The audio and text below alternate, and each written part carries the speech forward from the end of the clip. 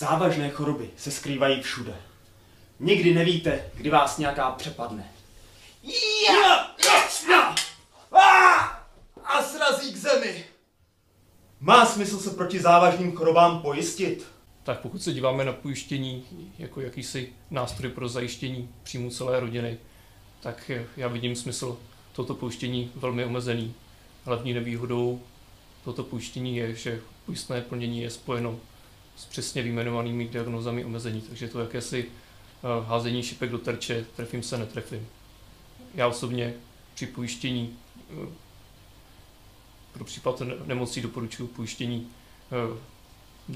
trvalé pracovní neschopnosti, nejčastěji u nás v podobě pojištění invalidity 3. stupně.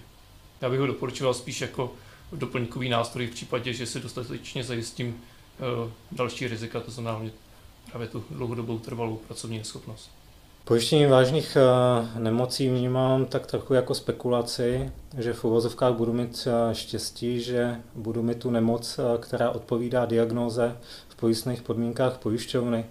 Na pojištění vážných onemocnění se mi nelíbí, že nezahrnuje některé vážné nemoci, které vedou k invaliditě.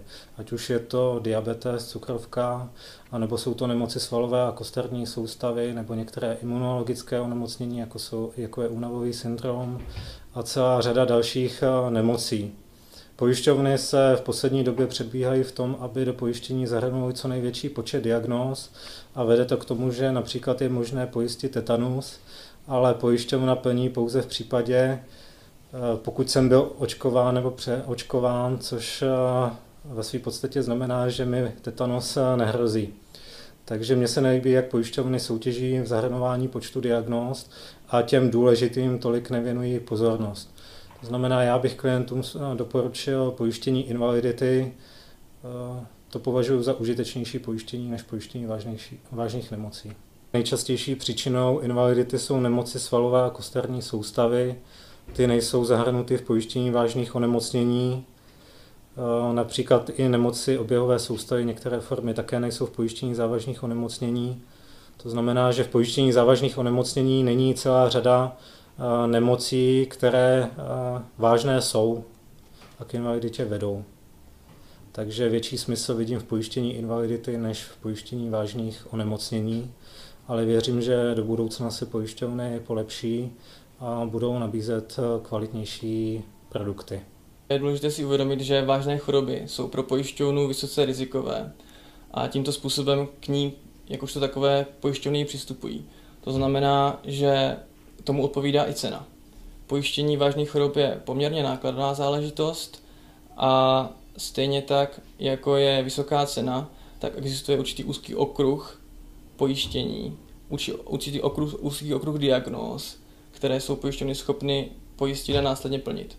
Samozřejmě k tomu pojištění přistupují poté následovně, že klienta zkoumají jeho zdravotní stav, zkoumají ho velmi podrobně, zkoumají zdravotní stav členů jeho rodiny a zkoumají jeho věk například a podobně. Určitou náchylnost k těm o něm vážným nemocem. Pojištění vážných onemocnění je poměrně drahá záležitost. Okruh nabízených diagnóz je úzký a mám z toho takový pocit, že pojišťovny se snaží i často při plnění nějakým způsobem vybruslit, protože ta určitá přesná diagnóza je velmi specifická a je otázkou, kolik klientů opravdu se trefí do těch vymezených úzce specifických 16 diagnóz. Že já si myslím, že daleko vhodnější je například pojištění určité invalidity, plné invalidity a podobně. Toto pojištění není velmi výhodné, protože pojišťovny ve svých pojistných podmínkách uvádí výčet chorob, na které se toto pojištění vztahuje, ale také výčet chorob, na které se nevztahuje, není malý. Takže není z tohoto hlediska velmi výhodné.